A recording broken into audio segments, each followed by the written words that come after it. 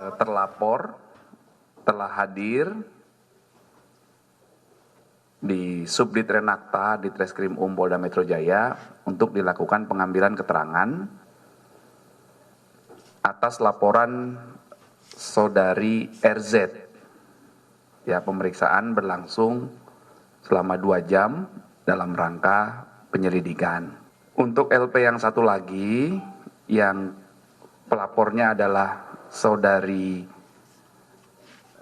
DF, itu nanti akan dijadwalkan pengambilan keterangan dalam rangka penyelidikan di hari Selasa, tanggal 5 Maret. Setelah menjalani pemeriksaan selama 2 jam lebih, kuasa hukum terlapor menyebut pelaporan dugaan pelecehan adalah bentuk politisasi.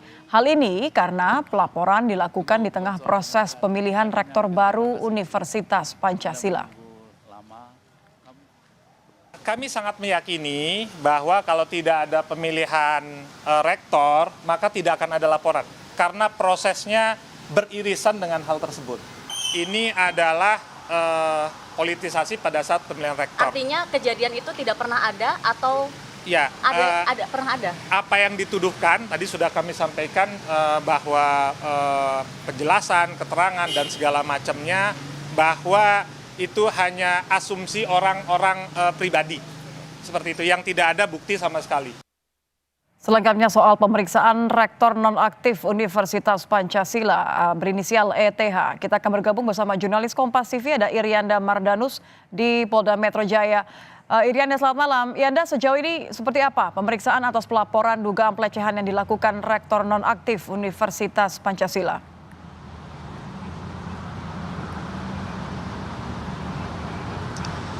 Ya, Nitya, selamat malam. Saudara, selamat malam.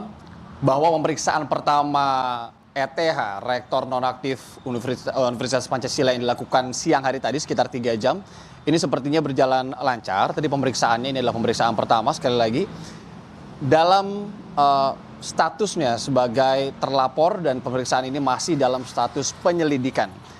Nah, kita tahu juga bahwa Rektor Nonaktif UP atau Universitas Pancasila juga tadi setelah memenuhi panggilan pemeriksaan pertamanya ini kemudian juga melakukan konferensi pers dan menyatakan beberapa hal yang memang pada intinya sekali lagi ia membantah seperti apa yang kita dengarkan juga tadi. Tapi kalau kita merinci atau mendetailkan apa yang kemudian dikatakan oleh kuasa hukumnya, sebenarnya Nitya, ini juga menarik karena tidak ada mengonfirmasi ataupun membantah secara langsung begitu ya, benar atau tidak kejadian yang kemudian dilaporkan terhadap ETH ini. Kita dengarkan dulu bagaimana kemudian konferensi pers dan juga pernyataan langsung dari Rektor Nonaktif UP berikut ini.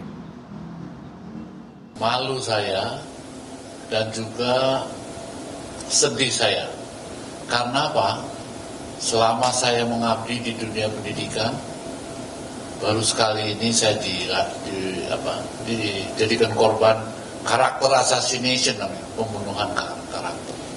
Selama 2 bulan ini saya mendapat hinaan, cercaan, tuduhan yang sangat tidak beretika dan itu tidak saya lakukan sama sekali.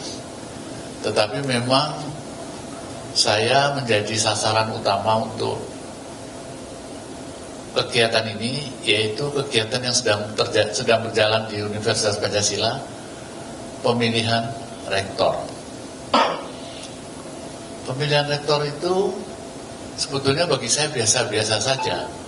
Karena apa? Di Pancasila saya sudah 13 tahun jadi rektor. Iya, tadi kita juga mendengarkan bagaimana kemudian ETH ini mengungkapkan dalam tanda kutip rasa senangnya begitu ya, akhirnya bisa diperiksa karena dalam versinya ia kemudian bisa menyampaikan data ataupun fakta yang kemudian ia anggap benar. Karena sekali lagi ia membantah dan bahkan informasi terbarunya ia atau ETH ini Rektor Nonaktif UP berencana untuk mengambil langkah hukum juga untuk memulihkan namanya. Karena memang argumen yang selama ini atau hingga tadi setidaknya ia nyatakan kepada publik adalah ini adalah kasus yang dipolitisasi terkait dengan pemilihan Rektor Universitas Pancasila. Kita tahu juga polisi tadi sudah membeberkan bahwa pada Selasa 5 Maret minggu depan ini rencananya polisi akan kembali memanggil Rektor Nonaktif Universitas Pancasila ETH untuk kembali diperiksa sebagai terlapor. Bersamaan juga nanti juga akan dipanggil salah satu korban dan juga pelapor yang kemudian ini melaporkan kasus dugaan pelecehan seksual ke Polda Metro Jaya. Kita tahu pelaporan ini sebenarnya ada dua, Nitya.